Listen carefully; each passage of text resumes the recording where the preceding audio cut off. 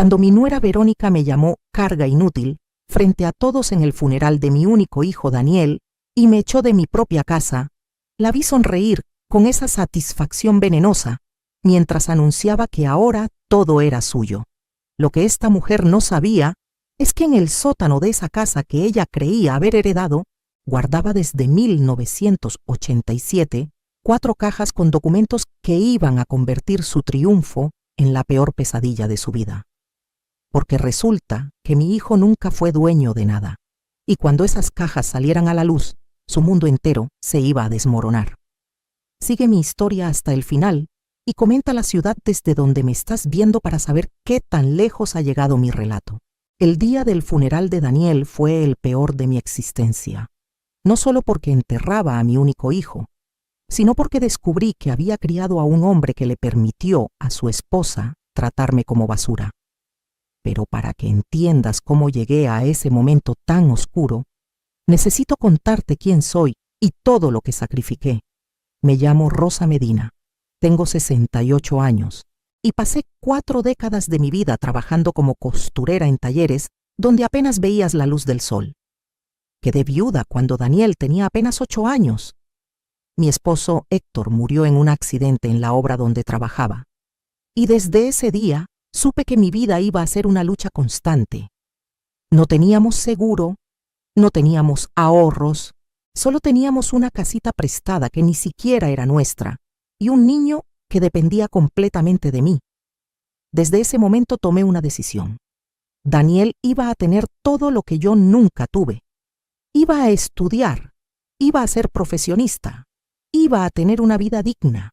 Así que me puse a trabajar como loca. Conseguí trabajo en un taller de costura donde hacíamos uniformes para escuelas y hospitales. Me levantaba a las 4 de la mañana para dejar preparado el desayuno y la comida de Daniel, lo llevaba a la escuela y después me iba corriendo al taller donde trabajaba hasta las 6 de la tarde. Pero con un solo trabajo no alcanzaba, así que conseguí otro, cosiendo en las noches desde mi casa. Bordados para vestidos de quinceañera, arreglos de ropa, lo que fuera. Muchas veces me quedaba dormida con la aguja en la mano. Viví así durante años. No compraba ropa nueva, usaba lo mismo hasta que la tela se deshacía. No iba al doctor aunque me doliera todo el cuerpo. No salía con amigas, no iba a fiestas, no tenía vida propia. Todo, absolutamente todo lo que ganaba, lo invertía en Daniel y en ahorrar para comprar una casa. Porque mi sueño era tener algo propio, un lugar que nadie nos pudiera quitar. En 1987, después de 11 años ahorrando cada peso, logré comprar un terreno en las afueras de la ciudad. No era gran cosa, estaba lejos de todo, pero era mío, completamente mío. Vendí las pocas joyas que me había dejado mi mamá, pedí prestado a una tanda y con eso empecé a construir, ladrillo por ladrillo, cuarto por cuarto. Yo misma ayudaba a los albañiles los fines de semana. Cargaba arena, mezclaba cemento, lo que hiciera falta para ahorrar un poco más. Mis manos quedaron marcadas para siempre con cicatrices de ese esfuerzo. Daniel tenía 15 años cuando terminamos la casa. Recuerdo su cara de felicidad cuando nos mudamos. Me abrazó llorando y me dijo que yo era la mejor mamá del mundo, que cuando fuera grande me iba a cuidar y nunca me iba a faltar nada. Esas palabras me llenaron el corazón de esperanza. Pensé que todo el sacrificio había valido la pena. Lo apoyé para que estudiara ingeniería. Trabajé doble para pagarle la universidad privada porque en la pública no había quedado. Le compraba sus libros, le daba para sus pasajes, para que comiera bien. Yo seguía comiendo frijoles y tortillas, pero él tenía su dinero para la cafetería. Cuando se graduó lloré de felicidad. Mi hijo era ingeniero, lo había logrado. Conoció a Verónica en su trabajo. Ella era secretaria en la misma empresa. Desde el principio algo en esa mujer no me gustó. Era de esas personas que te sonríen de frente, pero te clavarían un cuchillo por la espalda sin pensarlo. Siempre bien arreglada, con uñas perfectas, ropa de marca. Se notaba que venía de familia con dinero, o al menos eso aparentaba. Cuando Daniel me dijo que se iban a casar, traté de advertirle. Le dije que me parecía una mujer interesada, que solo veía el dinero. Se enojó muchísimo conmigo. Me dijo que yo era una amargada, que estaba celosa, que nunca iba a aceptar que él fuera feliz con alguien más. Me tragué mis palabras y acepté la boda. ¿Qué otra cosa podía hacer? Hasta pagué la mitad de la fiesta porque los papás de Verónica dijeron que no tenían tanto dinero como ella presumía. Gasté mis ahorros de 2 años en ese matrimonio que desde el principio supe que era un error. Cuando se casaron, se fueron a vivir a un departamento rentado. Yo seguía en mi casa, sola, trabajando. Daniel me visitaba al principio, pero cada vez menos. Verónica siempre tenía una excusa para que no viniera. Que tenían compromiso aquí, que tenían que ir allá, que estaban cansados. Las visitas que duraban horas se convirtieron en visitas de media hora y después en llamadas rápidas. Hace 5 años me enfermé de diabetes. El doctor me dijo que tenía que cuidarme, tomar medicinas, comer bien. Pero las medicinas eran caras y yo ya estaba mayor para trabajar tanto. Le pedí ayuda a Daniel. Me dijo que sí, que no me preocupara, pero el dinero llegaba a cuentagotas y siempre con reclamos. Verónica le decía que yo solo quería sacarles dinero, que era una exagerada, que seguro ni estaba tan enferma. Un día llegaron a visitarme con una propuesta. Verónica habló casi todo el tiempo mientras Daniel miraba al piso. Me dijeron que lo mejor era que me fuera a vivir con ellos, que ya estaba muy grande para estar sola, que me podían cuidar mejor. Yo no quería dejar mi casa, pero tampoco quería ser una carga. Acepté pensando que iban a estar cerca de mi hijo, que íbamos a ser una familia. Qué equivocada estaba. Desde el primer día en su casa, Verónica dejó claras las reglas. Yo tenía que ayudar con la limpieza, tenía que cocinar, tenía que hacer mi cuarto apenas después de levantarme. Me trataba como sirvienta, no como la mamá de su esposo. Y lo peor es que Daniel no decía nada. Cuando yo intentaba hablar con él, me decía que no exagerara, que Verónica solo quería orden en su casa, que yo debía ser más comprensiva. Mi casa, mi querida casita que construí con mis propias manos, quedó cerrada. Daniel me convenció de que era mejor rentarla para tener un ingreso extra. Dijo que él se encargaría de todo, que el dinero de la renta me lo daría para mis gastos. Firmé un papel dándole permiso para administrarla porque confiaba en mi hijo. Nunca vi un solo peso de esa renta. Los meses pasaron y mi vida en casa de Verónica se volvió un infierno. Me gritaba por cualquier cosa. Que si la comida estaba salada, que si no había doblado bien la ropa, que si hacía ruido en las mañanas. Delante de Daniel era más discreta, pero cuando él no estaba, me hacía sentir como una basura. Me decía que era una mantenida, que comía de su dinero, que debía estar agradecida de que me hubieran recogido. Un día me atreví a pedirle a Daniel el dinero de la renta de mi casa. Me dijo que, ¿qué renta? Que esa casa estaba vieja y nadie la quería rentar, que mejor la dejáramos cerrada. Yo sabía que mentía, pero no tenía forma de comprobarlo. Me sentí impotente, traicionada por mi propio hijo. Verónica empezó a invitar a sus amigas a la casa, y yo tenía que servirles como si fuera la empleada. Ellas me miraban con lástima o con desprecio. Nunca supe cuál era peor. Escuchaba cómo Verónica les contaba que me había recogido de la calle prácticamente, que era una obra de caridad tenerme ahí. Mi hijo escuchaba esas conversaciones y no decía nada, absolutamente nada. Cada día me sentía más pequeña, más invisible, más inútil. Empecé a creer las cosas que Verónica decía de mí, que era una carga, que no servía para nada, que debía estar agradecida. Dejé de pelear, dejé de reclamar. Me convertí en un fantasma en esa casa. Entonces pasó lo del accidente. Daniel venía de regreso de un viaje de trabajo cuando un tráiler se pasó el alto y lo impactó de lleno. Murió en el instante. Cuando recibí la llamada del hospital, sentí que el mundo se derrumbaba. Mi único hijo, mi razón de vivir, Se había ido. Todo el sufrimiento, toda la humillación, todo dejó de importar en ese momento. Solo quería despertar de esa pesadilla. Verónica organizó todo el funeral. No me preguntó nada, no me consultó nada. Escogió el ataúd más caro, las flores más caras, el servicio más lujoso. Invitó a todos sus conocidos, a la gente de su trabajo, a sus amigas. Parecía más un evento social que un funeral. Ella llegó con un vestido negro de diseñador, maquillaje perfecto, actuando como la viuda desconsolada. Yo llegué con mi vestido negro viejo, el mismo que usé cuando murió mi esposo, sin maquillaje, porque no dejaba de llorar. Durante toda la ceremonia, Verónica fue el centro de atención. Lloraba dramáticamente, se desmayaba en brazos de sus amigas, daba discursos sobre cuánto amaba a Daniel. Yo estaba en una esquina, invisible como siempre. La gente ni siquiera me ofrecía el pésame. No sabían quién era yo. Verónica nunca me presentaba como la mamá de Daniel, simplemente me ignoraba. Después del entierro, todos fueron a la casa para el convivio. Verónica había contratado servicio de banquetes, meseros, todo muy elegante.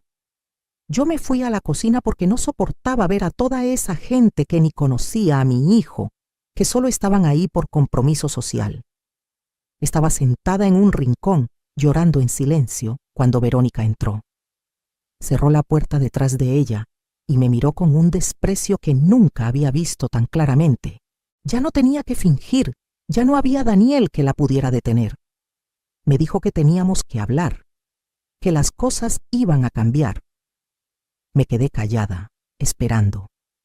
Ella se acercó, se cruzó de brazos y empezó a hablar con una frialdad que me heló la sangre. Me dijo que ahora que Daniel había muerto, yo era completamente inútil para ella, que había tolerado tenerme en su casa solo porque Daniel insistía, pero que ya no había razón para seguir haciéndolo, que yo no aportaba nada, que era una carga económica y emocional. Le temblaba la voz de pura rabia contenida cuando me dijo que yo era una vieja mantenida, que vivía de lo que ellos ganaban, que nunca había aportado nada a esa casa, que solo consumía recursos, que era patética, que daba lástima verme. Sentí que el piso se abría bajo mis pies, pero lo peor aún estaba por venir. Verónica sacó unos papeles de su bolso. Me los aventó a la cara y me dijo que esos eran documentos que comprobaban que ella era la heredera universal de Daniel, que la casa que yo construí, mi casa, ahora era legalmente de ella, que Daniel la había puesto a su nombre hacía años y que yo había firmado los papeles sin darme cuenta. Me quedé helada. Recordé vagamente haber firmado varios documentos cuando me fui a vivir con ellos. Daniel me dijo que eran papeles del banco, cosas del seguro, puras formalidades.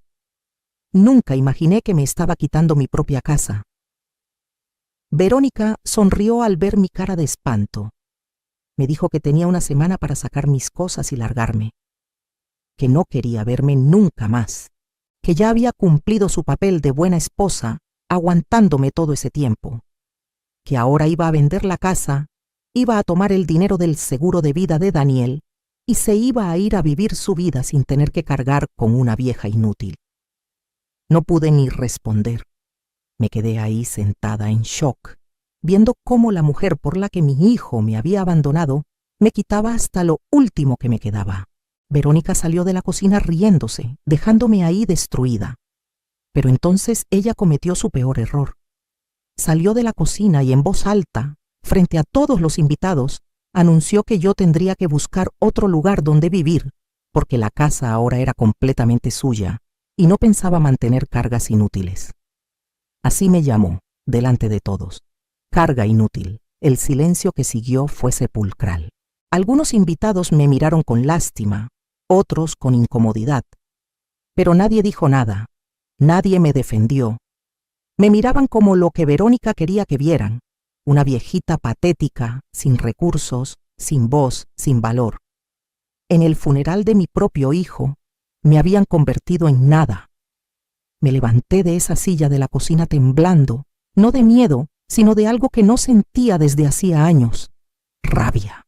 Una rabia fría, calculadora, que me recorrió el cuerpo como electricidad.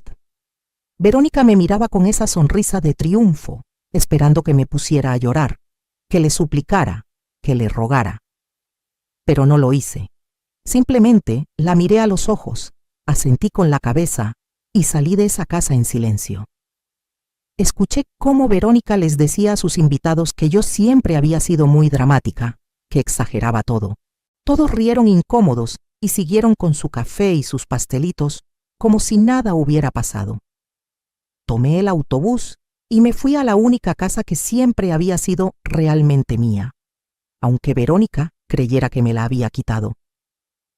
Entré a esa casa vacía que no había visitado en años. Estaba polvosa, descuidada, pero seguía en pie. Mis paredes, mi piso, mi techo. Lo que construí con mis propias manos, fui directamente al sótano. Ahí, en el rincón más alejado, cubiertas con una lona vieja, estaban las 4 cajas de cartón que guardaba desde 1987. Nunca se las había mencionado a Daniel.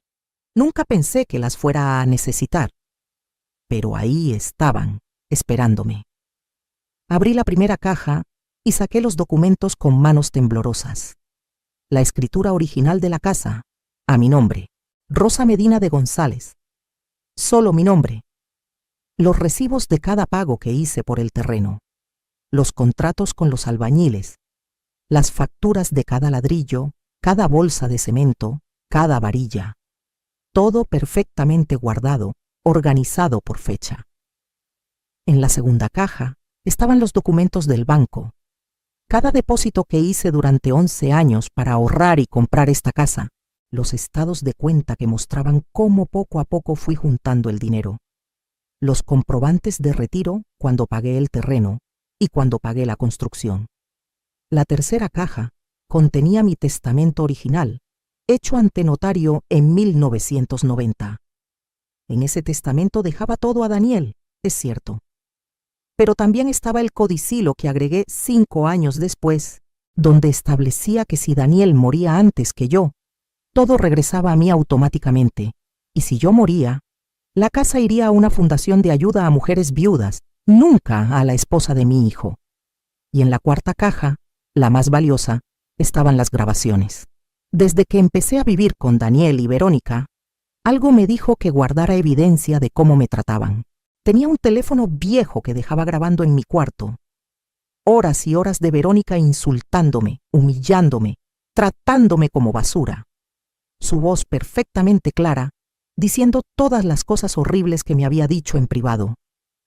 También estaban las fotografías que una vecina me había tomado a escondidas cuando Verónica rentó mi casa. Sí, la había rentado, pero se quedaba con todo el dinero. 3,000 pesos al mes durante 5 años. 180,000 pesos que nunca vi. Y yo tenía los recibos que la vecina me conseguía con los inquilinos. Esa noche no dormí. Me quedé revisando cada documento, cada papel, cada evidencia. Verónica había construido su plan sobre una mentira. Daniel nunca puso la casa a su nombre porque nunca fue de él.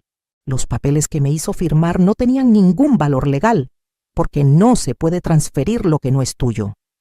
Todo su triunfo, toda su arrogancia, estaba construida sobre arena. Pero no iba a actuar todavía. No, señor. Verónica esperaba que yo fuera una viejita asustada, que corriera a buscar ayuda desesperada, que le rogara. Y eso era exactamente lo que iba a darle. Iba a dejar que se confiara, que se creyera ganadora, que bajara la guardia completamente. A la mañana siguiente, llamé a Verónica llorando. Le supliqué que me diera más tiempo, que no tenía a dónde ir, que por favor tuviera compasión. Ella se rió en mi cara a través del teléfono. Me dijo que tenía exactamente 5 días, ni uno más. Que si no salía por las buenas, iba a llamar a la policía y me iban a sacar a la fuerza. Le dije que sí, que estaba bien, que iba a juntar mis cosas. Ella colgó satisfecha. Podía imaginarla sonriendo, sintiéndose poderosa. Exactamente donde yo la quería. Durante esos 5 días la llamé varias veces más, cada vez más desesperada, más suplicante. Le pregunté si no podía quedarme aunque fuera en un cuartito, que podía seguir haciendo la limpieza, que no iba a molestar. Verónica disfrutaba cada llamada. Me decía que no, que ya había decidido, que me buscara un asilo o me fuera debajo de un puente, que a ella no le importaba. Mientras tanto, yo estaba organizando todo. Contacté a un abogado, el hijo de una amiga de la juventud. Le mostré todos los documentos. Se quedó con la boca abierta. Me dijo que tenía un caso sólido no solo para recuperar la casa, sino para demandar a Verónica por fraude, apropiación indebida y un montón de cosas más que ni entendí. También fui con un escribano público para que certificara todas las grabaciones y las fotografías. Quería que cada evidencia fuera irrefutable. El escribano, un señor mayor que me miró con mucha pena, me dijo que nunca había visto un caso de abuso familiar tan documentado, que iba a hundir a Verónica completamente. El 5.º día llegó. Verónica me llamó temprano para recordarme que ese era mi último día en su casa. Me dijo que iba a pasar en la tarde para asegurarse de que me hubiera ido y para cambiar las cerraduras. Le dije que sí, que ya tenía mis maletas listas, que solo necesitaba que me ayudara a llamar un taxi porque no tenía dinero ni para eso. Se rió cruelmente y me dijo que ella no iba a gastar ni un peso en mí, que me fuera caminando si era necesario, que nos veíamos en la tarde para entregarle las llaves. Colgó antes de que yo pudiera responder. Pero lo que Verónica no sabía es que yo no estaba en su casa. Estaba en la mía, en mi verdadera casa, con mi abogado, preparando todo para lo que venía. Habíamos citado a Verónica oficialmente a comparecer ante el juez al día siguiente, pero antes íbamos a darle una sorpresita. A las 5 de la tarde, como habíamos quedado, Verónica llegó a la casa. Yo estaba esperándola en la sala, sentada tranquilamente. Ella entró con 2 de sus amigas, esas mismas que siempre me miraban con desprecio. Venían riéndose, hablando de cómo iban a remodelar la casa, de cuánto dinero iban a sacar vendiéndola. Verónica me vio y me dijo que qué seguía haciendo ahí, que se suponía que ya debía haberme ido. Le dije con calma que necesitábamos hablar. Ella puso los ojos en blanco y les dijo a sus amigas que esperaran afuera, que esto iba a ser rápido. Cuando cerraron la puerta, Verónica se cruzó de brazos y me miró con todo el odio del mundo. Me dijo que tenía exactamente 2 minutos para largarme o iba a llamar a la policía, que ya se había hartado de mí, que no pensaba seguir perdiendo el tiempo con una vieja que no valía nada. Me levanté despacio del sillón y caminé hacia ella. Verónica dio un paso atrás, sorprendida. Creo que en todos estos años nunca me había visto pararme frente a ella sin agachar la cabeza. La miré directo a los ojos y le dije con voz clara y firme que la que se iba a ir de esta casa era ella, porque esta casa nunca había sido de Daniel y mucho menos de ella. Se rió en mi cara. Me dijo que estaba loca, que deliraba, que le diera las llaves de una vez. Saqué de mi bolso la escritura original y se la puse en las manos. Le dije que leyera bien el nombre que aparecía como dueña. Vi cómo su cara cambiaba de color mientras leía el documento. Del rojo de la rabia pasó a un blanco pálido. Me miró con los ojos muy abiertos y me dijo que eso era imposible, que Daniel le había dicho que la casa era de él, que tenía papeles que lo comprobaban. Le dije que me mostrara esos papeles. Con manos temblorosas sacó de su bolsa unos documentos. Los revisé y casi me río. Eran papeles falsos que Daniel había hecho, probablemente para hacerle creer que tenía más de lo que realmente tenía. Seguramente para que se casara con él. Mi pobre hijo había sido tan tonto, tan manipulado por esta mujer que hasta había falsificado documentos para impresionarla. Le expliqué que esos papeles no tenían ningún valor legal, que la casa siempre había sido mía, que yo la construí mucho antes de que ella conociera a Daniel, que cada ladrillo lo pagué con mi trabajo, que Daniel vivió en esta casa de adolescente, pero nunca fue el dueño. Verónica empezó a tartamudear. Me dijo que eso no cambiaba nada, que como viuda de Daniel tenía derechos sobre todo lo que él tenía. Le sonreí y le dije que Daniel no tenía nada, que el departamento donde vivían era rentado, que el coche estaba a nombre de la empresa, que las tarjetas de crédito estaban al límite, que lo único de valor que existía era esta casa, y esta casa era completamente mía. Se dejó caer en el sofá, en shock, pero yo no había terminado. Saqué los estados de cuenta del banco donde se veían todos los depósitos de renta de los últimos 5 años. Le dije que sabía que había rentado mi casa y que se había quedado con el dinero, que eso era apropiación indebida y que iba a tener que devolver hasta el último peso, con intereses. Verónica trató de negarlo, pero le mostré las fotografías de los inquilinos entrando y saliendo, los recibos firmados por ella. Su cara se descompuso completamente. Empezó a llorar, a decir que no sabía que estaba mal, que Daniel le había dicho que podía hacerlo, que ella necesitaba el dinero. Entonces saqué mi última carta. Le puse el teléfono enfrente y reproduje las grabaciones. Su propia voz sonó en la sala, clara y fuerte, diciéndome todas las barbaridades que me había dicho durante años, llamándome vieja, inútil, mantenida, basura, burlándose de mí, humillándome, amenazándome. Verónica se puso de pie de un salto y trató de quitarme el teléfono, pero yo lo alejé. Le dije que esas grabaciones ya estaban en manos de mi abogado, certificadas ante notario, listas para presentarse ante un juez, que no solo iba a perder cualquier reclamo sobre mi casa, sino que la iba a demandar por abuso de adulto mayor, apropiación indebida y fraude. Se quedó parada ahí, temblando, con rímel corrido por la cara. Ya no era la mujer elegante y segura del funeral. Era una estafadora descubierta, una abusadora expuesta. Me preguntó qué quería, que si era dinero, que podíamos llegar a un arreglo. Le dije que no quería su dinero sucio, que lo único que quería era justicia, que al día siguiente tenía que presentarse ante el juez y que si no lo hacía, iba a girar una orden de aprehensión en su contra, que podía elegir enfrentar las consecuencias de sus actos con dignidad o terminar siendo arrestada públicamente.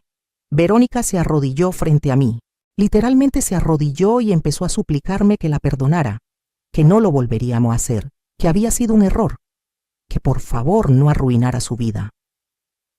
La misma mujer que me había echado de mi casa en el funeral de mi hijo, que me había llamado carga inútil frente a todos, estaba ahí rogándome piedad. Pero yo había aprendido algo en todos estos años de humillación. El silencio y la paciencia pueden ser las armas más poderosas. Le dije que se levantara, que guardara su dignidad, que nos veríamos en el juzgado y que ahí se decidiría todo, que ahora se fuera de mi casa y que no volviera nunca más. Verónica salió tambaleándose con sus amigas esperándola afuera. Las escuché preguntarle qué había pasado, por qué estaba llorando. Verónica no pudo ni responder. Se subió a su coche y se fue. Esa noche dormí por primera vez en años. Un sueño profundo, reparador, sin pesadillas.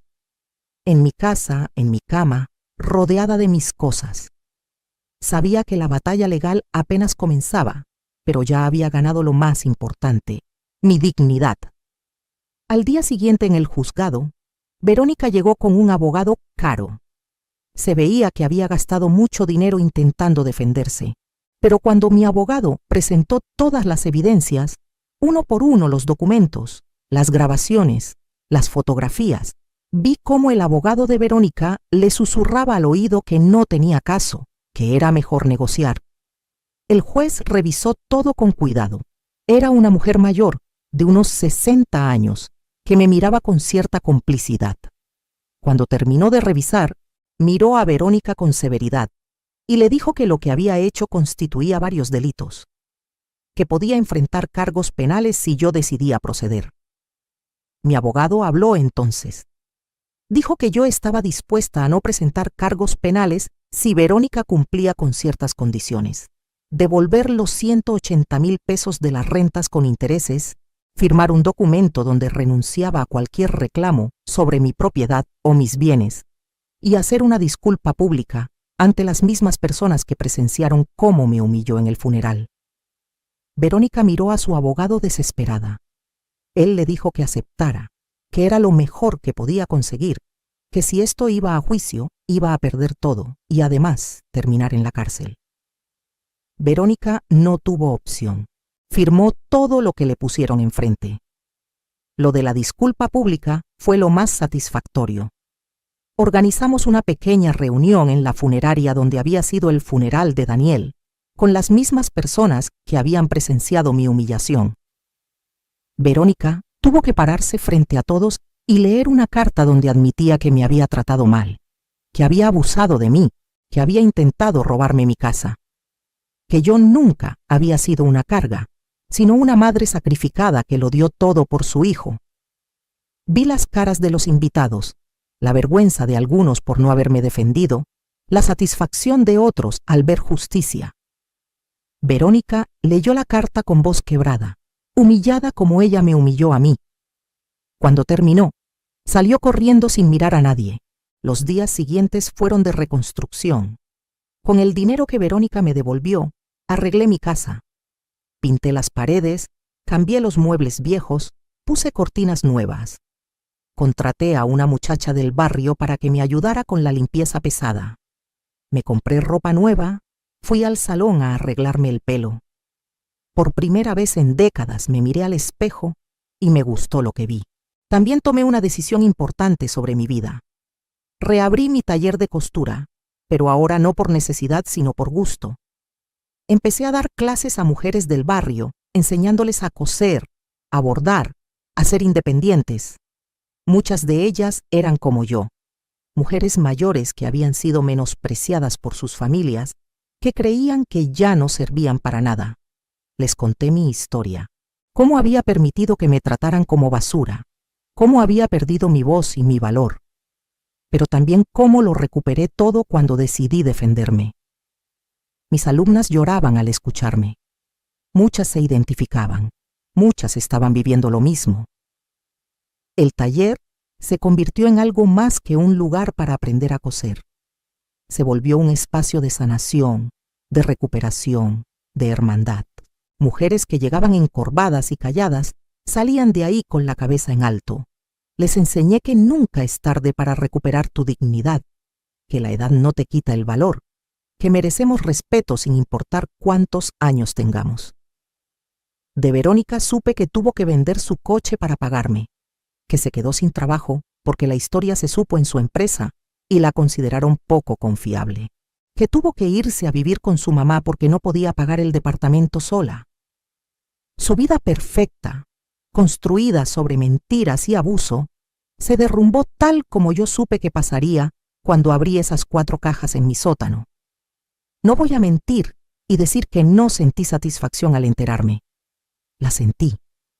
Pero no fue el tipo de satisfacción vengativa y amarga. Fue la paz de saber que la justicia existe, que el abuso no queda impune, que defender lo que es tuyo no te hace mala persona. Hace 6 meses, en el aniversario de la muerte de Daniel, fui sola a su tumba. Le llevé flores, limpié su lápida, me senté ahí a hablar con él como cuando era niño. Le dije que lo perdonaba por haberse dejado manipular, por no haberme defendido, por permitir que su esposa me tratara así, que entendía que el amor a veces nos ciega y nos hace cometer errores. Pero también le dije que había aprendido a amarme a mí misma, que había recuperado todo lo que sacrifiqué por él, pero esta vez lo estaba usando para mí y para ayudar a otras mujeres. Que su muerte, aunque dolorosa, me había liberado de una vida de sumisión y silencio. Lloré ahí, en su tumba, pero no fueron lágrimas de dolor, sino de liberación. Mi hijo se había ido, sí, pero yo seguía aquí, y merecía vivir el tiempo que me quedara con dignidad, con respeto, con amor propio. Hoy tengo 68 años y puedo decir con orgullo que soy dueña de mi vida. Vivo en mi casa, la que construí con mis propias manos. Tengo mi taller donde ayudo a otras mujeres. Tengo amigas que me valoran. Tengo paz. Verónica me quitó muchas cosas. Años de mi vida, momentos con mi hijo, mi tranquilidad. Pero no pudo quitarme lo más importante, mi capacidad de levantarme, de luchar, de recuperar lo que era mío. Y eso es algo que nadie me va a quitar nunca. A veces me pregunto qué hubiera pasado si no hubiera guardado esas 4 cajas en 1987. Si no hubiera sido tan meticulosa con los documentos, tan precavida. Probablemente estaría viviendo en un asilo o en la calle, sin nada, destruida. Pero mi instinto de madre protectora, ese que me hizo trabajar 2 turnos durante años, ese mismo instinto me hizo guardar cada papel, cada recibo, cada evidencia, porque en el fondo, aunque no quería admitirlo, siempre supe que Verónica no era de fiar. Siempre supe que algún día iba a intentar quitarme algo. Y cuando ese día llegó, yo estaba preparada. Ahora, cuando veo a mis alumnas en el taller, algunas con moretones que intentan esconder, otras con miradas tristes y resignadas, les digo lo mismo que me hubiera gustado que alguien me dijera hace años. Nunca permitas que nadie te haga sentir que no vales. No importa si es tu hijo, tu nuera, tu esposo, tus hermanos. Nadie tiene derecho a pisotearte. Y si ya lo permitiste, si ya pasaste años aguantando, nunca es tarde para recuperar tu poder. Documenta todo, guarda evidencias, busca ayuda legal. No te quedes callada esperando que las cosas mejoren solas, porque no lo harán. Los abusadores no cambian a menos que enfrenten consecuencias reales. También les digo que el dinero que ganes, aunque sea poco, que lo guardes en una cuenta que solo tú manejes. Que tengan un plan de escape, documentos importantes en un lugar seguro. Que no dependan completamente de nadie, ni siquiera de sus hijos. Porque por más que los ames, por más que hayas sacrificado todo por ellos, a veces la vida da vueltas inesperadas. Mi historia se ha corrido por todo el barrio y más allá. Mujeres que no conozco me paran en la calle para contarme que están pasando por algo similar. Algunas me piden consejo, otras solo quieren que las escuche. Y yo lo hago, porque sé lo que se siente estar sola en medio del abuso, creyendo que no hay salida. Hace un mes me llegó una carta certificada. Era de Verónica. Por un momento dudé si abrirla, pero la curiosidad pudo más. En la carta me pedía perdón. Decía que había estado en terapia, que se había dado cuenta del daño que me hizo, que nunca fue su intención lastimarme tanto, que las circunstancias la superaron, que el dinero la cegó. Leí la carta varias veces. Parte de mí quería creerle, la parte que todavía recordaba que esta mujer fue la esposa de mi hijo, que Daniel la amó. Pero la parte más fuerte de mí, la que aprendió la lección, sabía que algunas disculpas llegan demasiado tarde. Que perdonar no significa olvidar ni abrir de nuevo las puertas que cerraste para protegerte. Le escribí una respuesta corta. Le dije que aceptaba sus disculpas, pero que no quería tener contacto con ella nunca más. Que le deseaba lo mejor en su vida, pero lejos de la mía. Que esperaba que esta experiencia le hubiera enseñado a tratar mejor a las personas, especialmente a las mujeres mayores que no pueden defenderse. Mandé la carta y sentí como si cerrara el último capítulo de esa historia dolorosa. Verónica ya no era parte de mi presente ni de mi futuro. Era solo un recuerdo, una lección aprendida, una historia que contar para ayudar a otras. Mi vida ahora es simple pero plena. Me levanto cuando quiero, desayuno tranquila en mi cocina. Voy a mi taller 3 veces por semana. Los domingos voy a misa y después me junto con las amigas del grupo de costura a comer. Tengo una rutina, tengo paz, tengo propósito. Ya no tengo a mi hijo, eso es algo que me duele todos los días. Pero aprendí que el dolor no tiene que definirte, que puedes honrar a los que se fueron viviendo plenamente, no arrastrándote en la miseria. Daniel hubiera querido verme feliz, estoy segura. El verdadero Daniel, el niño que me abrazaba y me decía que era la mejor mamá del mundo, no el hombre que se dejó manipular. Hay días difíciles, no voy a mentir. Días en que miro las fotos de Daniel de niño y lloro por todo lo que perdimos, por la relación que pudimos tener si Verónica no hubiera estado de por medio. Pero luego miro alrededor de mi casa, Veo todo lo que recuperé. Pienso en las mujeres a las que he ayudado y sé que no todo está perdido. Mi mensaje para cualquier mujer que esté pasando por algo similar es este: no te rindas. No importa qué tan oscuro se vea el camino. No importa cuántos años tengas.